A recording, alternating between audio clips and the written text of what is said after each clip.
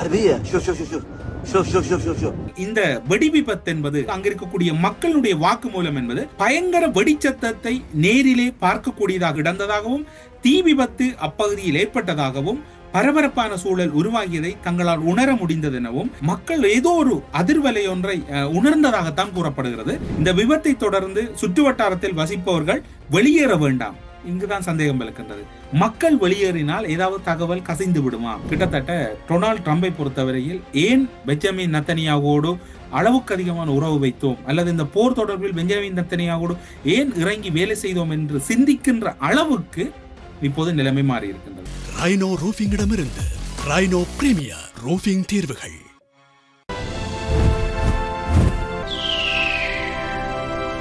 அழகு பார்வை நிகழ்ச்சியூடாக மீண்டும் உங்களை பார்ப்பதில் மகிழ்ச்சி. பல செய்திகள் இடம்பெற்றுக் கொண்டிருக்கின்றன.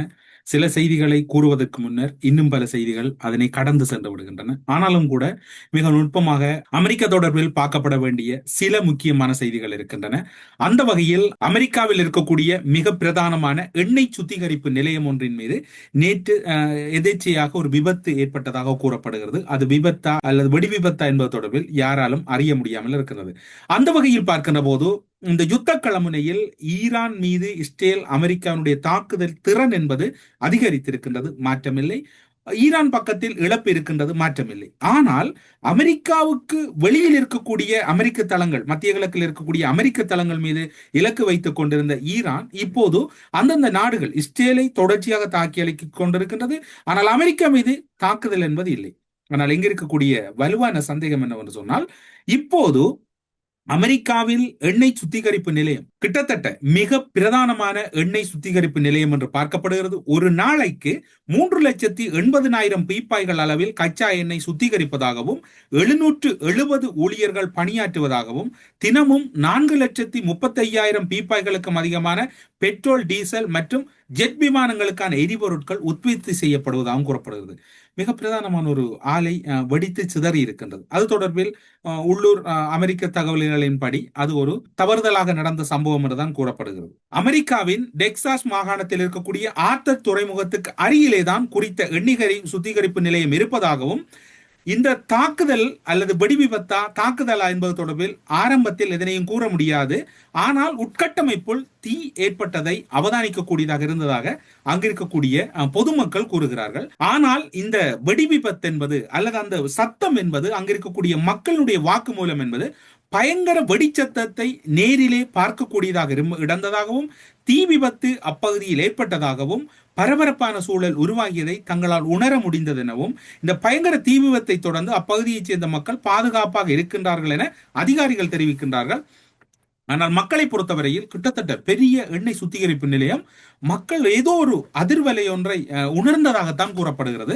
அது அங்கிருக்கக்கூடிய தொழில்நுட்ப கோளாறு என்றுதான் அதிகாரிகள் கூறுகின்றார்கள். ஆனால் ஒரு பெரும் யுத்தம் இடம்பெற்றுக் கொண்டிருக்கின்ற போது இவ்வாறான சம்பவங்கள் இடம்பெறுமாக இருந்தால் அது தொழில்நுட்ப கோளாறாக உண்மையில் இருந்தால் கூட பார்வையாளர்கள் அல்லது பொதுமக்கள் தரப்பிலே அதனை ஏற்றுக்கொள்ளுகின்ற போக்கு மிக மிக குறைவாக இருக்கும். இது தொடர்பில் ஈரானும் எந்த ஒரு கருத்தையும் கூறவில்லை. உங்களுக்கு ஞாபகம் இருக்கும், கடந்த வாரம் கார்க் தீவுகள் மீது இஸ்ரேல் தாக்குதல் நடத்தியிருந்தது. கார்க் தீவு என்பது அந்த ஈரானினுடைய உற்பத்தி துறையின் மிக பிரதானமான இதயமாக இருக்கின்றது.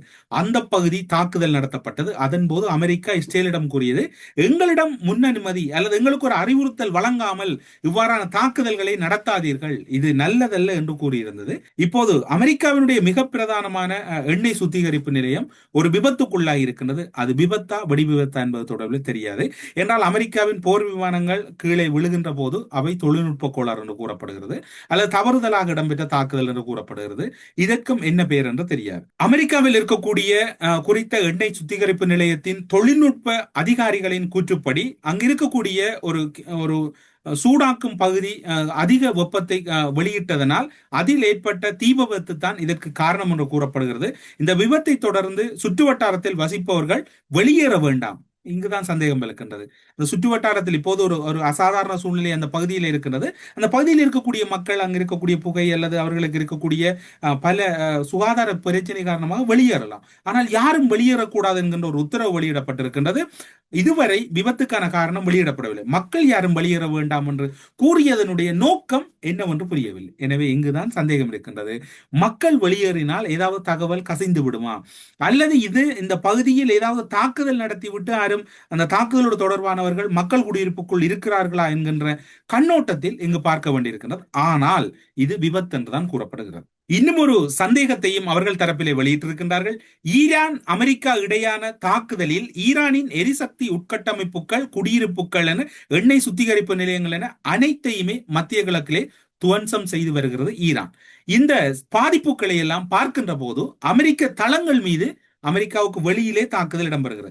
இதன் காரணமாக அமெரிக்காவின் எண்ணெய் சுத்திகரிப்பு நிலையம் மீது தாக்குதல் நடத்தப்பட்டதா என்கின்ற சந்தேகம் ஒன்று இருப்பதாகவும், அது தொடர்பில் அதிகாரிகள் விசாரணைகளை ஆரம்பித்து விட்டார்கள். அமெரிக்க தளங்களை தாக்குகிறவர்கள் ஒருவேளை இதுவும் அவர்களுடைய இலக்காக இருக்கலாம் என்கின்ற கோணத்திலும் விசாரணை நடத்தப்படுவதாக கூறப்படுகிறது.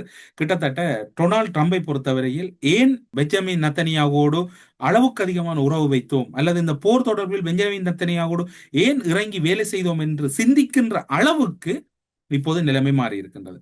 இன்னும் ஒரு விடயம் இருக்கின்றது.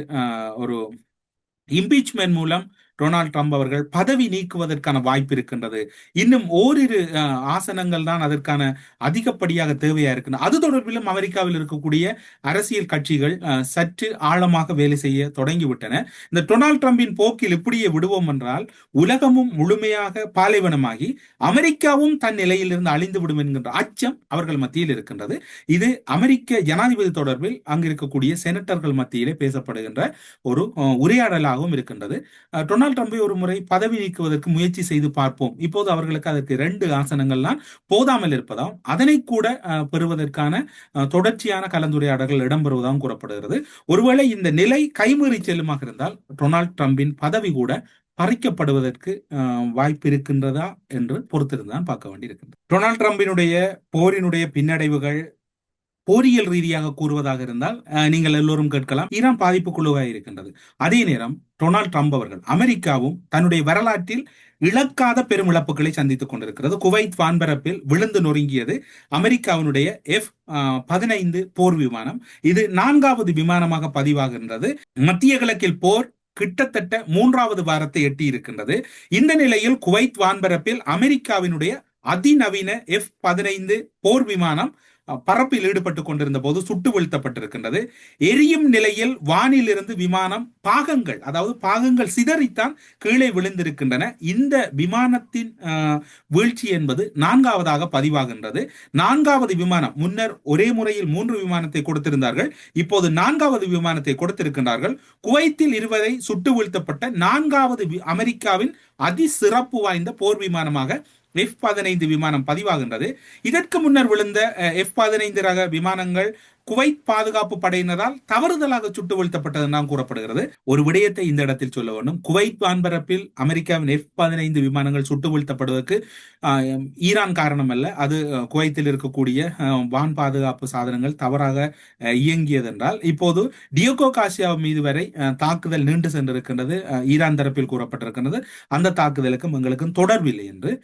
டியோகோ காசியாவுக்கும் ஈரானுக்கும் இடையில் இருக்கக்கூடிய தூரத்தை பார்த்தால் அதுவரைக்கும் ஏவுகணைகள் பாய்ந்து செல்லுகிறது என்றால், இப்போது நவீன தொழில்நுட்பத்தை ஈரான் முழுமையாக, ஈரான் ராணுவ தளபதியும் ஈரான் வெளிவிவகார அமைச்சரும் கூறுவது போன்று அவர்கள் தாக்குதல் திறனை முழுமையாக எடுத்து விட்டார்களா என்கின்ற சந்தேகம் தான் இப்போது இருக்கின்றது. எனவே இப்போது வரைக்கும் இந்த தாக்குதலின் திறன் என்பது குறைந்தபாடில்லை. எனவே இந்த தாக்குதல் ஈரான் தரப்பால் வலுவாக முன்வைக்கப்பட்டுக் கொண்டிருக்கின்றது. ஈரான் யுத்தத்தில் பின்னடைவா? ஆம் பின்னடைவு. ஆனால் தாக்குதல் ரீதியாக வீழ்ச்சியா என்றால் இல்லை, வீழ்ச்சி இல்லை என்றுதான் இங்கு கூற வேண்டும். போர் சமநிலை என்பதை ஈரான் இங்கு மாறி மாறி செய்வதனால் ஈரான் மீது வெற்றியா தோல்வியா என்று கணித்துக் கொள்வதை கூட பலர் திணறிக் கொண்டிருக்கின்றார்கள். கிடைக்கப்பட்ட தகவலின் அடிப்படையில் முதற்கட்ட தகவலின்படி குறித்த F-15 விமானத்தில் பயணித்த விமானி உயிர் தப்பவில்லை. சிதறி கிடக்கும் விமான பாகங்கள் இப்போது கண்டுபிடிக்கப்பட்டிருப்பதாக கூறப்படுகிறது. அமெரிக்காவை பொறுத்தவரையில் F-15 4வது விமானத்தை கொடுத்திருக்கின்றது. அதே போன்று எரிபொருள் நிரப்பக்கூடிய அதிசிறப்பு சிறப்பு வாய்ந்த விமானத்தை பறிகொடுத்திருக்கின்றது. அதன் பின்னர் இப்போது B1 B2 விமானங்கள்லாம் கைவசம் இருக்கின்றது. அதனையும் நீங்கள் ஒரு முறை அனுப்பி பாருங்கள். கடந்த முறை வந்து திரும்பியது போன்று இனி வந்தால் திரும்பி செல்ல முடியாது என்கின்ற சவால் ஈரான் தரப்பால் முன்வைக்கப்பட்டிருக்கிறது. எனவே எல்லாம் ஒரு ஆபத்தான கட்டத்துக்குள் தான் இருக்கின்றது. எது எவ்வாறு இருக்க போகிறது என்பதை இனிவரப்போகின்ற நாட்களில் தீர்மானிக்கலாம், அல்லது இனிவரப்போகின்ற நாள் தீர்மானிக்கும் என்கின்ற எதிர்பார்ப்பு எல்லோரிடம் இருக்கின்றது.